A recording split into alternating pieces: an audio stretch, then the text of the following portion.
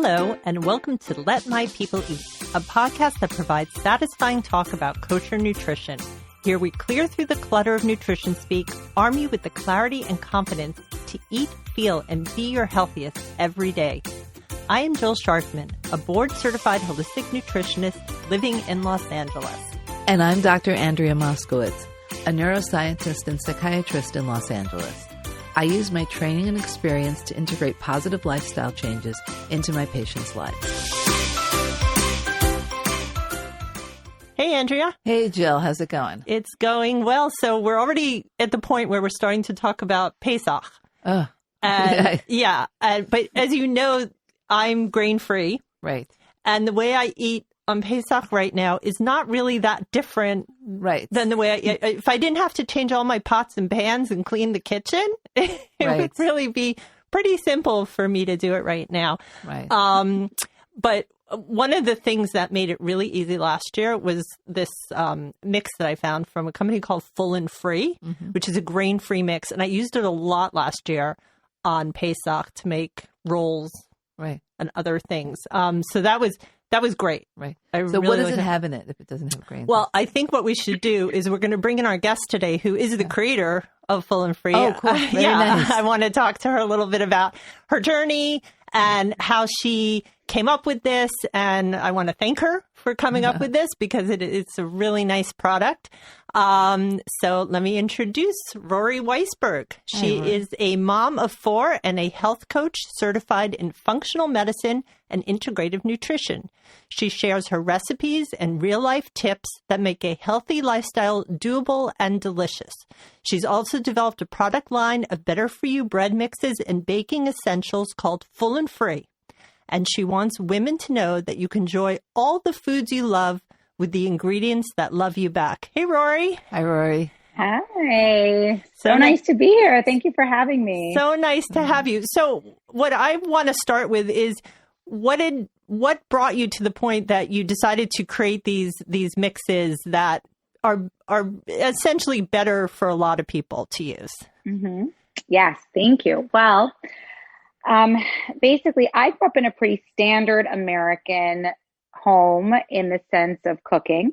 I grew up on macaroni and cheese and pizza and pasta and, didn't think anything much of it other than, it was delicious.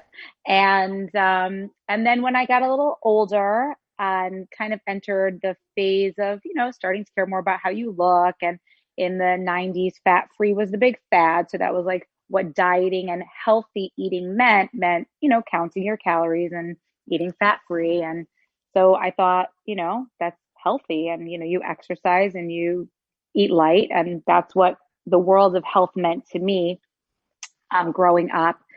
And it kind of stayed that way for most of my young adult years until at 32, or 31, actually, I had my youngest child. And my body just was not happy. And I actually have had some digestive issues on and off really from the time I was 14. But after my last pregnancy, I started developing other issues. I started having pain in my joints. I actually had postpartum thyroiditis, which at the time my doctors told me was something that was untreatable, which is something I found later was not necessarily true. And a lot of these things were actually pretty hereditary. And so I started going to see doctors. And when they told me the approach to treat these issues, I was not excited. And I decided to start doing my own research. And I went on to Dr. Google and I just started, trying to find out like health changes or alternative options for, it was really in essence, autoimmune issues. Mm-hmm. And I just kept coming across the same words: autoimmune protocol, inflammation, anti-inflammatory diet. And, this was many years ago already, almost 10 years ago. And there wasn't as much out there, for sure not in the kosher market. There was like nothing out there really at that point in the kosher market. But even in the regular world, like it's not like now there's so much understanding about inflammation and how foods affect our bodies, but it was just starting then. So there wasn't a lot of information. But I just kept researching, and long story short, I asked for, different people, and I got I went to see different practitioners and holistic healers and whatnot until I finally met a functional doctor. And the concept of functional medicine made so much sense to me because it was sort of like the opposite of a specialist. Instead of looking at one part of the body that was having an issue, this doctor was looking at the body as one unit. And if there was a problem in one area, what is that relating to? And if there's a problem in 3 areas, let's see if there's a connection. Let's get to the root of it, heal that problem so that the symptom can go away, or at least minimized to a great extent. Symptoms are the way our bodies talk to us and tell them to us that there's a problem. So anyway, after meeting this functional doctor and him enlightening me on the many, many changes I was going to have to make in my lifestyle, not alone in diet, but for sure in my lifestyle too, I cried. Like, I literally came home and cried real tears. And I just felt like, I can't do this. This is just too hard. And I gave it some really deep thought. And I said, I'm going to give it 2 months. And if after 2 months I don't see any change, I'm done. Because I had tried other things, first. And I was sort of like pretty hopeless. But at the same time, there was like something seemed very true and right about it internally, like in my gut. And so I did, and I gave it my all, and I was 100% compliant. And within 2 weeks, I started seeing a huge change in my digestion. My joints weren't hurting. I had so much more energy. I just was feeling so much clearer and lighter and happier. And I said, there's something here, and I want to learn more. Okay, and so I'm gonna stop you for a minute because I want to hear more of the specifics and how you that continued on. But excuse me. So Andrea, just talk for a very brief minute. We did talk about it with Tamar Feldman in our thyroid episode. Right. What is an autoimmune disease? Right. Okay. It's a very complicated system. And as with many complicated systems, things can go wrong. And they often, or go off, and they often do. So autoimmune disorder is where your body misreads and starts to make antibodies to your own body proteins. Mm-hmm. So it's basically the body starts attacking itself. It starts attacking part of itself. Right. Okay. Or it could be like more spread out throughout the body. Right. And it's sort of then and because of that, it releases a lot of chemicals to fight off things, but it does cause inflammation. Right. In various parts of the body or throughout the body, et cetera. So that's kind of the brief. So that's great. The brief tour. And actually just to bring it to, that's what's happening with some people with the COVID virus is that they're getting, it's almost, they call it a cytokine storm. It's an inflammation storm. Right. So it's like the body's like overreacting. It's doing more than it really, really needs to do. And in the process, those chemicals can destroy part of your body, or cause pain, or right. Yeah. So, Rorie, what when you went to this functional medicine doctor and he looked at your symptoms and he gave you a protocol for 2 months, just give us a brief description of what he recommended that you do. Sure. So initially, the initial stages were more extreme. Over time, I was able to add back in certain foods, more foods. But in the very beginning, like you said, I was basically Pesach all year round. There was no grain. In the beginning, I didn't eat, even gluten-free grains. No dairy, no soy, no corn. I'm trying to think. Yeah, so a grain. Say what I did eat. Right. Did they get rid of? Did they get rid of nightshade? I wasn't eating nightshade. I would say it was easier to say what I did eat. I was basically eating really high quality proteins. At that, there was a point where I was really careful, even on, grass fed. I really needed in the beginning to really clean out my system. At this point, I find it can be much more flexible with certain things. But at that point, I was so severely inflamed that I really had to be very careful. And I was only eating cooked vegetables at that time because so much of it was digestive for me. I really couldn't tolerate the raw. I was only eating berries.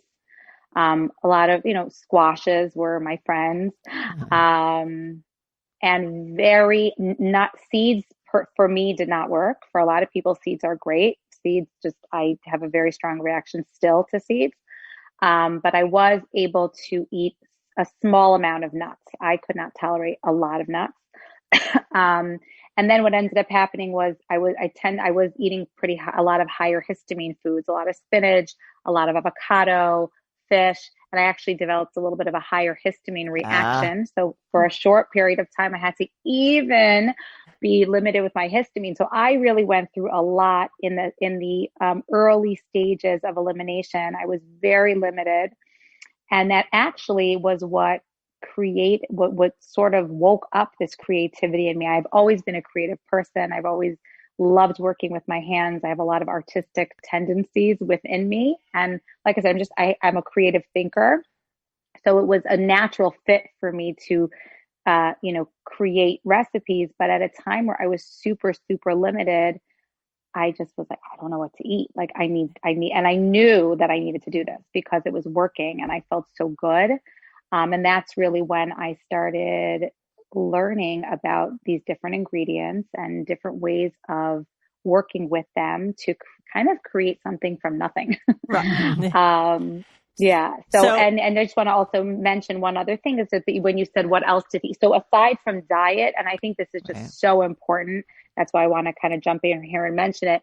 And it's so much of what I try to teach and broadcast on my platforms is that it wasn't just the dietary changes. And I think that's a very big mistake that a lot of people make in dealing with autoimmune issues and just overall health in general. I really put a tremendous focus on my lifestyle, on managing stress, on looking at what was on my plate, not just on the physical plate of what I was eating, but the plate of my life and saying like, what can give? Like, I can't do all of this and let my body heal. And I had to make some hard choices. And, but I'm glad that I did because I would not have been able to regain my health had I not. And I also put a huge focus on sleep. And I talk about this with everybody. I say, if you're not ready to make the dietary changes, or even before the dietary changes, the body cannot heal if it isn't rested. And especially people who have compromised immune systems, we need sleep much, much, much more. And so it was really learning to respect sleep and guard sleep and like all the sleep hygiene habits, like turning my phone off early, blue light glasses, sleep hygiene in the bedroom and the sense of a noise machine and a routine before I went to sleep. Like I really had to learn all those things and implement them. It's amazing because sleep is such a natural thing. Like we just fall asleep, but we forgot how to do that. You know, when it used to get dark early, we didn't have an option. We used to just go to sleep. Yeah.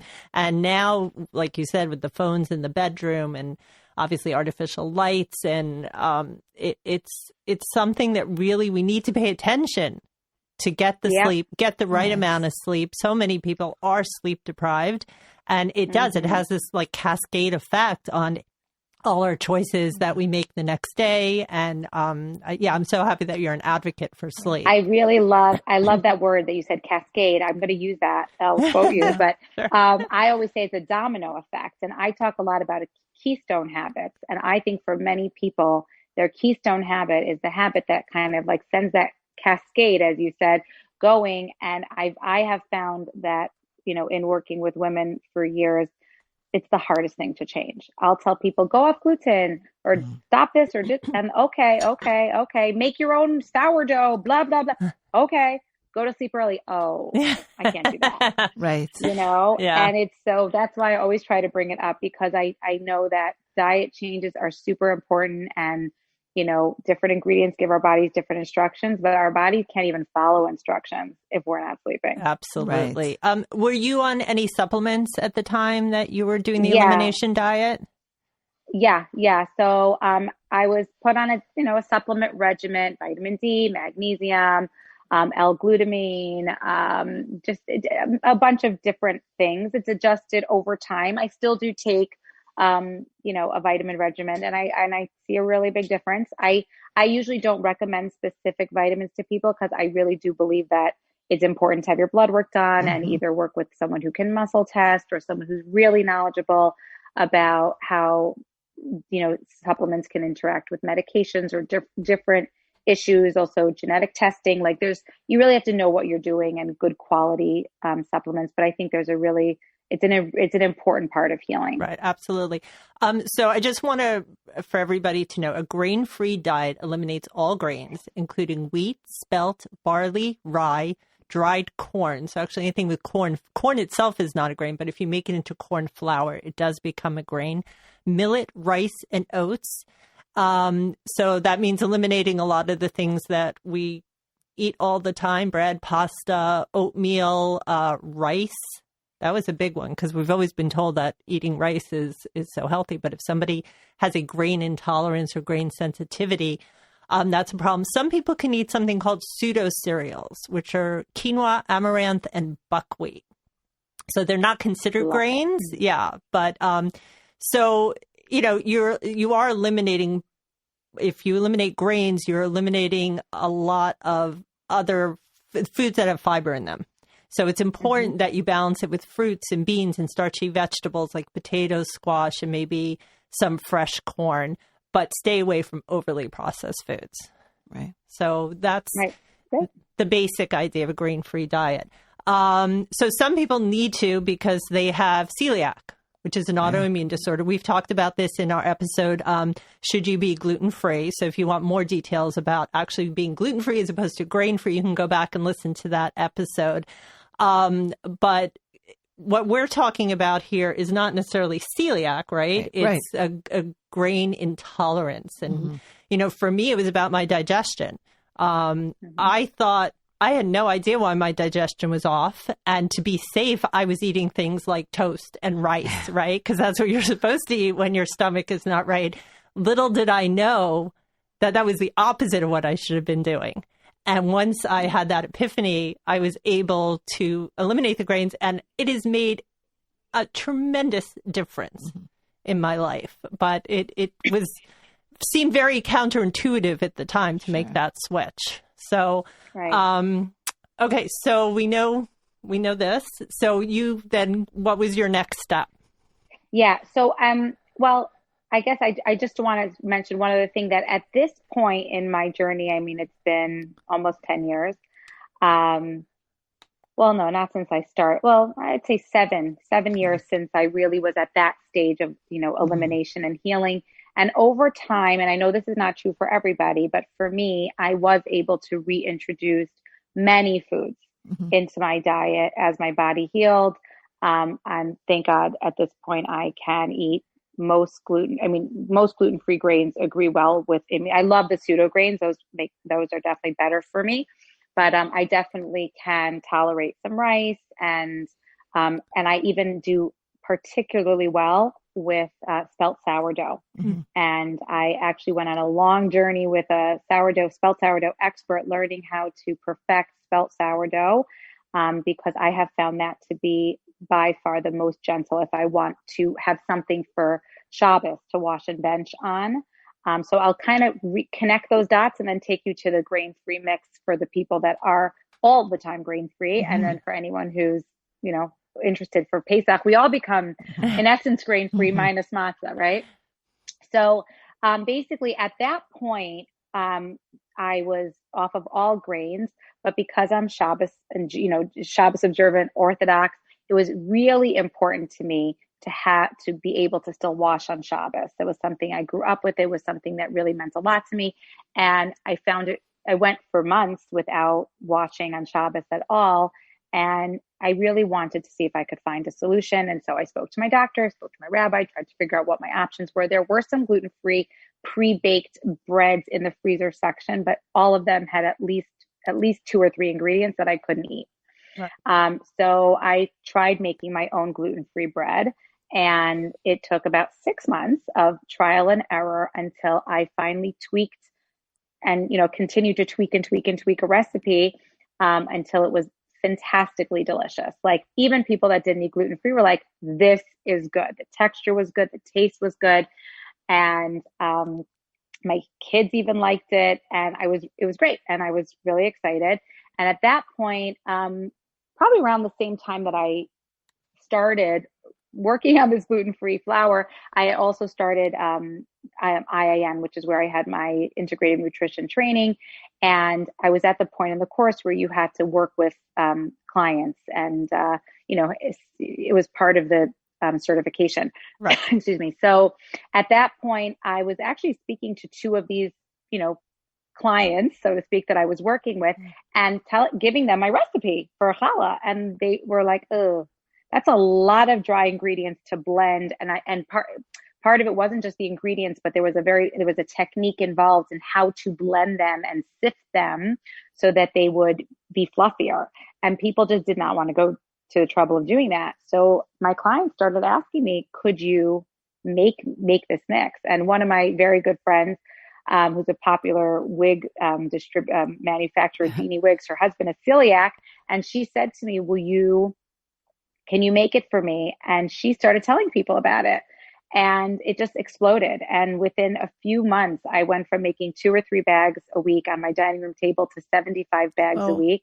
And then some of the local grocery stores calling me and saying people wanted to know if you can sell it in the stores. And I literally just making them on my dining room table. It was crazy. And it was actually creating a lot of stress for me. Sure. And once again, I had to make a decision. I have to put my health first. And so I actually reached out to a few different companies. Long story how I ended up with the manufacturer that I'm with. But I have a fantastic manufacturer who is totally willing to work with the level of quality ingredients and quality control that I want to have for my products. And they started producing it. And from there, I started coaching and started really working with not only women who had digestive issues and just wanted to work on their health, but God just put it in my lap that I ended up attracting, for some reason, women who had metabolic issues and PCOS, hormonal imbalances, insulin resistance. And all these people were like, "Great, your mix is wonderful," but it was just too high glycemic, even though it was gluten-free. And I actually work very closely with a fantastic endocrinologist who really gets the functional element. And he challenged me. He said, "Rorie, see if you can come up with a gluten-free mix that's under 9 grams of net carb, or that's under 15 grams of net carb per serving. This way, even diabetics can have it at a meal." Challenge accepted. And I called my rabbi and I asked him, what's the minimum amount of grain I can, I can use, and et cetera. And I started working with lower glycemic grain-free flours, which is the intro to how the grain-free blend was born. Okay, and so I want to just back up a minute for everybody's listening. Sure. So we're talking as Orthodox Jews on the Sabbath and on the holidays, we have a ritual where we wash our hands before we sit down and break bread. And the bread has to be a grain bread. So in order to make the blessing. So what Rorie's talking about is that, she spoke to the rabbi and the rolls have to be a certain amount. They have to be 2.2 ounces before you bake them in order to be able to make the blessing. So Rorie now is working with the formula to try and figure out how she can meet the halachic, the ruling of the rabbis, allowing people to wash, but not having something that's going to upset them when they sit down to eat their challah bread on a Friday night. Yeah. You said that so well. I'm going to have to literally, when we get this recording, I am sending that over to my web developer. That was perfect. That was great. I just also want to say the blessings on some of your mixes are going to be different because of that. The grain-free one is going to be what we would say is called a shahakol, whereas the ones that some of the baked goods might have a mazonos blessing, some of them you have to wash for. So I'm sure it says on your packaging what is what. So for those of you who keep kosher and want to try one of Rorie's mixes, just be aware that you should look into that at the time. Yeah, I actually I looked at the website. Yeah. I looked at the Amazon links and stuff like that. It's very clear. It's very clear. It's very clear what brachos to make and everything. Thank you. I try. It's actually one of the things I'm the most passionate about. I'm actually doing a live tonight on my page about the proper portions and the blessings and all that stuff, because I think it's just, it's all part of it. Yeah. So basically, thank you for explaining that so clearly. So with the low carb mix, what I ended up doing was combining the minimum amount of oat flour needed to make the blessing, and then combining it with almond flour, coconut flour, and a little bit of arrowroot starch. And arrowroot starch is a very unique starch. It's very different than potato starch and tapioca starch, which are very often very hard to digest. They're actually, in some countries, they actually use it to aid in digestion. People with Crohn's and colitis often can eat arrowroot starch. It also works as a thickener instead of cornstarch. So it's a really handy option for people who are in need. It still is a starch, so there's still carb. I know it's pretty high carbohydrate, but it has a lower glycemic impact than all the other starches.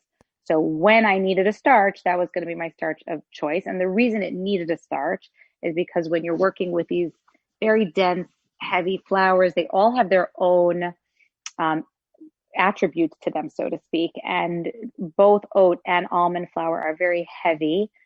Coconut flour adds an absorbent quality to the blend and actually draws a lot of the extra water, because gluten does that also. But since we don't have gluten, coconut that's its purpose in the mix. But then you need something to air it all out a little bit. Mm-hmm. And that's where you would really need a starch. And so I chose arrowroot starch because it's like I said, easiest for on digestion and blood sugar. Yeah. So it's really interesting because most of the recipes that I've developed take anywhere from 3 to 15 attempts, sometimes more, until I really nail it, where it's like, this is great. The low carb, I hit it on the first try. Wow. And then I kept trying to see if I could improve it, because it has a little bit more of a muffiny, like I guess a muffin would be the right word, texture, as opposed to bread, whereas the gluten-free has a much more bread-like texture. Anything I did to try to improve it, actually, it wasn't as good. So I'm like, look, this is good. People loved it. Would I like it a little more bready? Listen, there's a limit to what you can do with, when you're not dealing with gluten. And right. Great. Just like they have I always have to like, you can't compare it to like white challah, like no, but it's delicious. And if you feel good and it serves the need that it's right. for, for its purpose. Anyway, so basically I came up with this grain-free, this low carb dough mix. And now I have the gluten-free original, the gluten-free low carb. And now I feel like there's a way for everybody to wash on Shabbos. This is great. Or during the week, whenever they want to. And then I realized, I started getting requests for people who didn't need gluten-free, but just wanted a better alternative to wheat, which is why I created my spelt dough mix, which you can make as regular challah or sourdough. So we'll talk about that some other time, but just it's there. And then one of my dear friends, husbands, actually, I was at their house, and she said, couldn't you, well, no, I skipped a step. So what I did was I had the low carb mix, and I thought, what would happen if I take out the oats and just do the other blend? Maybe it can be a grain-free dough mix. That would be, like you said, shahakal and not for washing and benching. And I did, and it worked. And I'm like, this is amazing. So I actually made a grain-free dough mix, and it was on the market for about a year and a half. But you couldn't use it for Passover because it had some xanthan gum and other ingredients that weren't not for Passover per se, but it uses yeast, and it didn't work. So I realized, well, what if I took out those other ingredients and just made it as a flour blend? Mm-hmm. And you could do tons of things. Experimented. I did that, and I started baking with it. And all I did was I took recipes that I already had or found in cookbooks that called for almond flour, and I replaced the almond flour with this blend. And the results were mind-blowing. Like, not only did they come out better than they did when you used almond flour, but they came out almost as good and like people didn't know that it wasn't regular cookies. Like, I'd made cookies, I made brownies, I'd make muffins, and people had no idea that they weren't made of wheat. So I got like really, really excited at this point. And thank God, 2 years ago, for Passover, I launched this product. Now, I wasn't sure how, what would happen. Like, would people want it? Would it do well? So I made a small amount, but, not so small. But I made the amount that I thought made sense. It sold out in 2 days. I was the number one seller on Amazon for 2 whole days. It was so exciting. And then the distributors were like, we need more. So we quickly tried to like pull it together and get more products and make more. We made as much as we could. And that was it. That season like was really, whoever got it, got it. And then last year, we made like, I don't know, a lot more. And thank God it did fantastically well, and it sold like very well. And like hotcakes. Really yeah. It sold like hotcakes. Thank God. Yeah. And what was really amazing about it, I mean, my favorite part of it was that people who are not on grain and gluten-free diets, or people who are not even health aware, let's even say that, like beyond health conscious, like they don't even, it's not a thought. They were buying it for Pesach because it was the best flour option for Pesach. I mean, people were saying like, pass over the potato starch, move over matzah. Like Rorie's grain-free dough flour blend is like revolutionizing Pesach forever. So, I just felt so happy that so many people were using this blend and loving it. And I actually teamed up with this wonderful baker, Naomi. Her tag is Naomi TGIS, yes. And she is the challah queen and like the baking expert. The babka, also babka. The babka queen. I love Naomi. She's amazing. And we teamed up, and she helped develop tons and tons more recipes. And what was nice about what she did was she gave 2 options. She gave a standard version using sugar, and then and then a healthier version using, let's say, raw honey or maple syrup or something with reduced amounts. So it really gave everybody that option. And it was great. And there are thousands of people that use it not only for Passover, but all year round for their grain and gluten-free baking. Right. I use it all year. I do. I use it all year round. Like Jill and and me. I mean, I have everything that I want, from coming from someone who 7 years ago didn't know how to bake a spaghetti squash, didn't know how to poach an egg, didn't know the first thing about anything about real health, and felt so limited and deprived. I have found a way to make bread out of basically anything. And I have everything. Like there's not one food at this point that I could even think of that I can't have in a way that works for me and thousands of other people. Right. So that's really been my mission, is to show people that you can live a healthy lifestyle and still eat delicious food and have all the foods you love with ingredients that love your body back, from bread to cookies to pastries to ice creams, you name it. Right. So I'm always up for a challenge. So if there's something that you didn't find, call me. So I think you have a puff pastry, right? I haven't tried that yet. Oh, right. You did. You asked me. Well, I do make deli roll with my mixes, but I can't. I don't know. I'm having tried that texture of puff pastry. It's hard. Yeah. That's hard. It's hard. But I have to try. I know you have a recipe. I know the answer to this, but I want to make sure our listeners do. Can you use the mixes cup for cup, or you do need to follow a recipe? Thank you. That's a great, really important question. So I always say, and it says it on my bag, that you can use the grain-free mix cup for cup in any recipe that calls for almond flour. So if you are on any of the wonderful there's tons of recipe developers and coaches out there who have wonderful recipes calling for almond flour. Use this cup for cup instead. And I have never seen a recipe that didn't come out even way better. It does work cup for cup in place of white flour in many recipes, but not all recipes.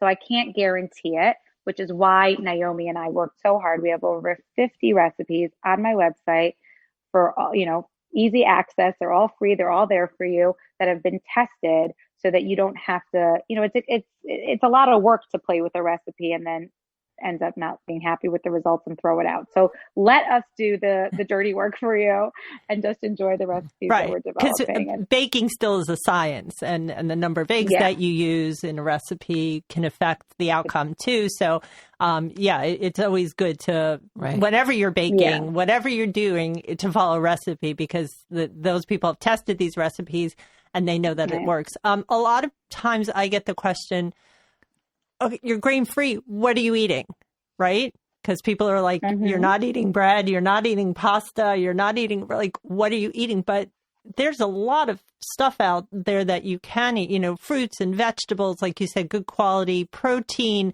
good quality plant food like tofu and tempeh and edamame and all that kind of stuff. If you can eat nuts and seeds, to do that too. There are a lot of other flours also that you can use in your baking. Right. I just bought the Sweet Laurel cookbook, which is a gluten-free, grain-free. We made one thing so far. We made scones. It was really good. And fats. And there's so many things now. Like, I know people are sick of this, but cauliflower rice, if you make like meatballs in a sauce and put that on top of the cauliflower rice, you're not going to miss regular rice at all. There's also more and more grain-free pastas. Yeah, like that are out there made with zucchini, lentil. I just got one and haven't tried it yet. The edamame pasta. So there's more and more and more of those coming out. There's also pastas that are made with quinoa. Right. I really can't say.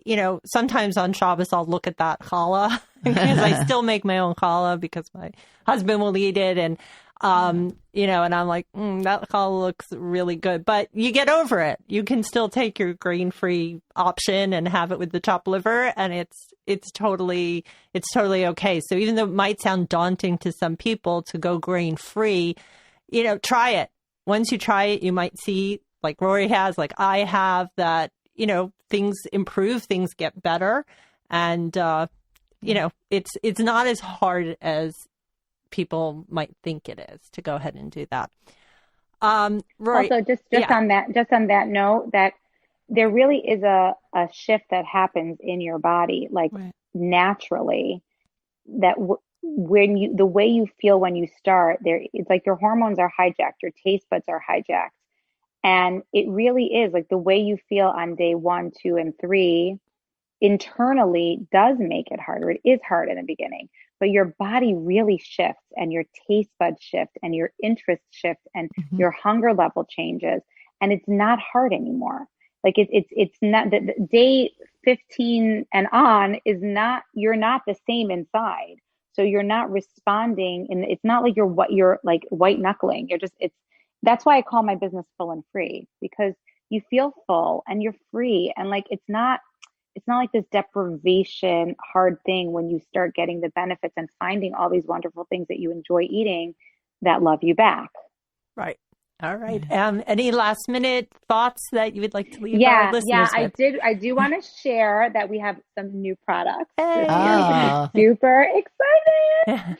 So, oh my gosh, this is like, I know this is not coming out for a few weeks, but like nobody knows about this. So this is my first time actually saying it out loud. Yay, we love being those people. Yeah. This is like, my heart's pounding. It's so exciting. So last year I got a few requests, and one of them was, can you make a nut and grain-free option for people who have nut allergies? And I was going to make a coconut and arrowroot blend, but in testing recipes, I found that the ratio of coconut to arrowroot shifted depending on what you were baking. So I actually came out with 2 separate flours, an arrowroot starch and a coconut flour. And Naomi and I, again, are working on developing many, many recipes to work with those flours for people who are both grain-free and nut-free. Wow. So that is like super exciting. Plus, last year, we came out with a grain-free coating crumb recipe that we shared with everybody. It was basically the grain-free mix with a bunch of different spices. And you can use it for breading chicken or as a binder, and, just many different uses. And so many people said, oh, could you just do it for us? Like, I don't want to sit there measuring half a teaspoon, a quarter of a teaspoon, whatever. So I did it. Wow. So we have Rorie's grain-free coating crumbs, seasoned coating crumbs, which are coming out this year. And I have my own raw honey coming out. Yes. So honey is my sweetener of choice for many reasons, which we don't have to go into now, but it's metabolically the most balanced of all the natural sweeteners, and it has the most medicinal qualities. Plus, I'm a very big fan of fermenting honey, which you can only do with raw honey that isn't heated to high temperatures. And since I couldn't really find too many on the market that I liked, I went to a beekeeper. And I'm making my own. So I am very excited to bring these new products this year, Passover. And there will be all year round products too for all the rest of us who, like you said, eat Pesach all year round. Right. With a few adjustments. So excited. Yeah. Rorie, where can people find you? Thank you. So, well, you can find me on Instagram at Full and Free. My website is fullandfree.com. That's FULLNFREE. And my products are all available on Amazon and in over 100 stores in the US. They are also available in Canada, and we are working really hard in getting them to Israel, I hope within the next 6 months. Oh, wow. I didn't realize they weren't in Israel. I also want you to give a shout out to Man with the Pan.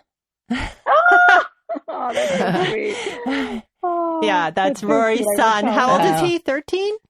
My son is 14. And he wanted to do this competition in Mishpacha magazine where he made the whole Shabbos. It was adorable. Yeah, no, he's so cute, and it's so nice seeing him get excited about cooking.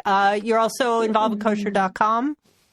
Yeah, so I'm the health ambassador for kosher.com, and through kosher.com we're trying to show the kosher consumer and market that you really actually can cook kosher and healthy. And I have a show called Living Full and Free on kosher.com. And we just video just beyond the bread recipes, showing people how to make the foods they love with better, few ingredients. And then I also write for Family Table and Mishpacha magazine. Right.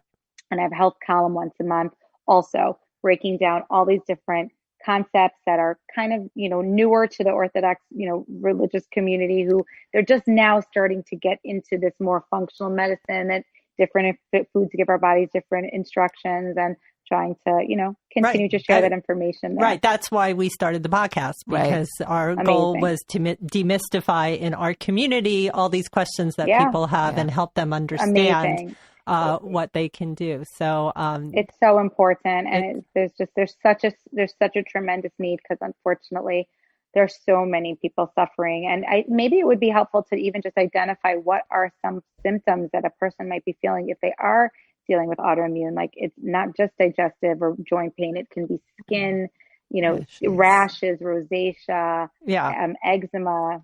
Yeah, we will be doing an episode on just autoimmune, but we've talked about it many times. Yeah, it comes up a lot. It comes up a lot. Unfortunately, it comes up a lot. Yeah. I want to remind everybody to follow me on Instagram at Jill H. Scharfman. I also want to thank our engineer, Mike Cassantini at the Network Studios. Rorie, thank you so much for spending all this time with us, and can't wait for all your new products.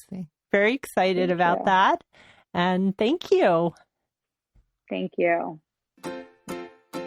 And that is it for this episode of Let My People Eat. Please visit our website at letmypeopleeat.com and leave us a comment. Get in touch at our email at podcast@letmypeopleeat.com or call us at 317-659-0004. We are also on Facebook. Search for Let My People Eat podcast to join the discussion. You can ask questions and suggest topics you'd like us to talk about in future episodes. If you like this show, please make sure to leave us a 5-star rating and review on iTunes, and tell your friends and family to subscribe to us on Apple Podcasts. Let My People Eat is proud to be part of Jewish Coffee House, where you can find your fill of stimulating podcasts dedicated exclusively to Jewish content. Please remember that while we are certified professionals, this is not a medical advice podcast. No content, posts, or comments should be interpreted as professional guidance. Always speak to your own doctor about making the right life changes for you. Until next time, I am Jill Scharfman. And I am Andrea Moskowitz. Thanks for joining us, and go in good health.